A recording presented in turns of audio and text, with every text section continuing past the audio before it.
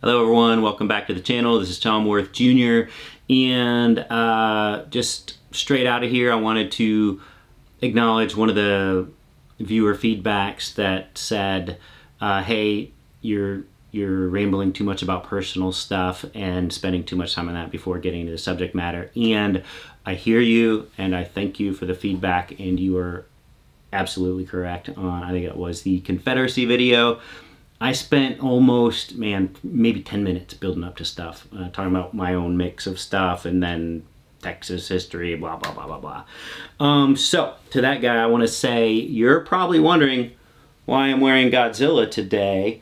And that is because I love Godzilla. Going back to when I moved down here in second grade, my new best friend, Marcus Gonzalez, and I, probably second through fourth grade, we would always get the TV Guide out every week, and we would look at, maybe at 4 a.m. on a Tuesday night, there might be a Godzilla movie on some obscure channel. And we would coordinate and we would call each other on the phone at 4 in the morning while we watched it together, but separately. And talk real quietly so our parents didn't hear us. And to this day, here at 54 years old, I still got my Godzilla. I haven't had this for 50 years, but my love for Godzilla. Yes, I have seen both recent Godzilla movies. I do prefer -1, as any true Godzilla fan would. Okay, we can talk about a little more viewer feedback later on at the end of the video if we feel like it. But today, day 7 of why we should, at all costs, not at all costs, but doing everything we can to vote to keep Trump from ever happening to us again, and by happening I mean holding any public office ever again. I wake up in the morning and it's before my alarm goes off, and I'm always coming up with different things I could talk about, and I'm not writing any of this down or anything, but sometimes I will read something, or I might look up something before I hop on camera here. Probably should start taking some notes or something, or a script, I don't know. Anyway, this morning I ended up, it was like 5 in the morning, and I was Googling Trump's Mafia past. Not that he was in it, but his connections to it. Because during his first term, I read this awesome article, and that's what I was trying to find, and I haven't found it yet, about his mob speak, his crime family, crime boss stylings, just kind of in everything he says and does and operates, and how it's really hard to pin anything on a crime family head if they're not actually ever saying anything incriminating or putting anything in writing. That's why he always has people talking and listening in code. This is what Michael Cohen always refers to. This is like, what he means. He doesn't want to have to say it, though. Also, the smart one and her husband want nothing to do with the campaign or another term or anything, because the plans for the rest of their life include not going to prison for their dad, for her dad. I'm not so sure about Jared. He's still got all his own sketchiness from his life, from his family, from his business dealings. He's heavily involved with the Saudis still. So who knows what would come of all of that, but I do think she's the smart one of the offspring. This article I did find, though, is pretty cool. It's from Slate in May 2016. His name's David K. Johnston. He's won a Pulitzer Prize in the New York Times, reporting on the American tax system. Not on the Mafia, not on Trump, but the American tax system. And he has taught business, property, and tax law of the ancient world at Syracuse University's law and graduate schools. So, graduate business schools. The dude knows stuff. And he starts out talking about Trump's book, Art of the Deal. Trump boasting that when he wanted to build a casino in Atlantic City, he persuaded the state attorney general to limit the investigation of his background to 6 months. How might one go about limiting or talking in an attorney state general of New York to limit your background check for 6 months? Because he said usually they take more than a year to do these background checks for a casino property license. Trump argued that he was, quote, clean as a whistle, young enough that he hadn't had time to get into any sort of trouble. And he did get that sped up background check and eventually got the casino license. Who knew? But Trump was not clean as a whistle. Beginning 3 years earlier, he had hired mobbed up firms to erect Trump Tower and his Trump Plaza apartment building in Manhattan. Blah, blah, blah. It's a great article. Right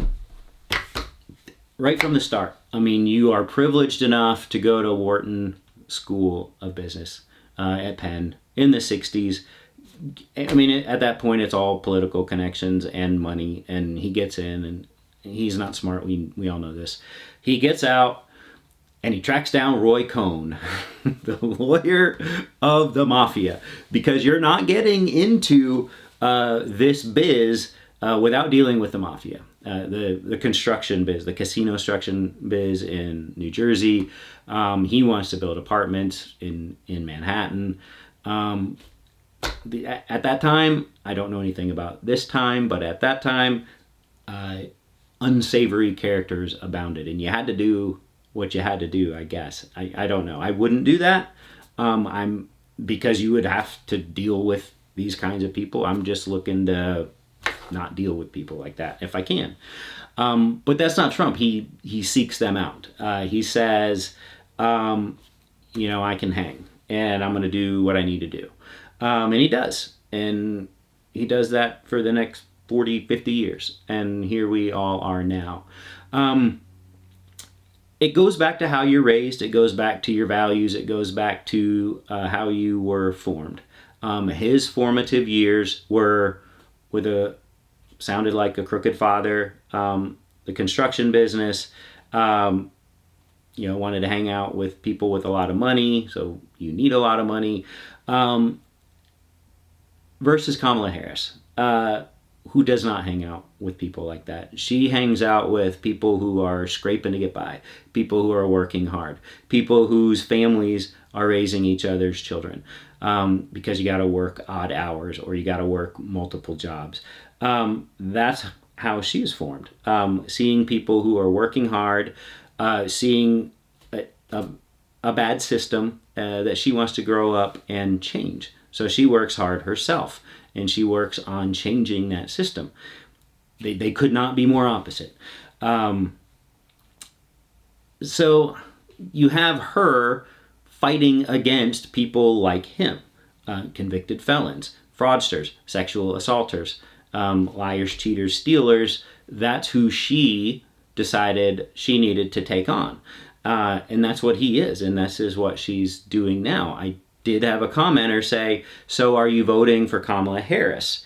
And I guess I wasn't explicitly clear. Yes, I am. Nothing drives me more crazy than every now and then I run into people who say, oh, I can't stand Trump. And I'll say, great, so you're voting for, it was Biden. Now, presumably Harris would get the same response. I'd say, so you're voting for Biden? They go, no, can't vote for a Democrat. And I'd say, well, you hate Trump. You're not voting for Trump, so why aren't you voting for the person who would keep Trump out of office? Well, I can't vote for a Democrat. So, it was about Biden, about being too old, about not being able to hold a thought or form a sentence, and how quickly that changed to whatever they're spewing about Kamala Harris. But they're still not going to vote for the Democrat. Hopefully they won't vote for Trump, but they will. They will. And that's unfortunate. Yes, I am voting for Kamala Harris and Tim Walz. There is no question. I voted for Biden and Harris back in 2020. I voted in the midterms, going back to 2018 for Democrats. Anyone to keep these people out of office. Another thing that I wanted to point out was... maybe it's a good time now to get into some of the user comments, but we have apparently made it into the Trumposphere now, and I just got to say, what's up, YouTube algorithm? we were having so much fun, and now we inject these little bits of, angry people. And I still do have fun with all the misspellings and the bad grammar and all the all caps yelling. That is still funny, and we are having fun with that, I guess. That's what it is for the most part. There are some really tiny amount of, I won't say well thought out, but I will say well written replies. Still, they don't want to watch what I'm putting out, and I would say you don't have to. Nobody's making you. I would appreciate you sticking around and maybe having an open mind. But I would say life is too short to go around looking for people who you disagree with to argue with. So don't do that. I get a lot of discouraged people. I try to encourage them, try to give a little hope. That's what we're all trying to do. A lot of people that blame Biden for things, whatever. That's not what we're here doing. I am going to do this every day. I've done it now 7 days in a row.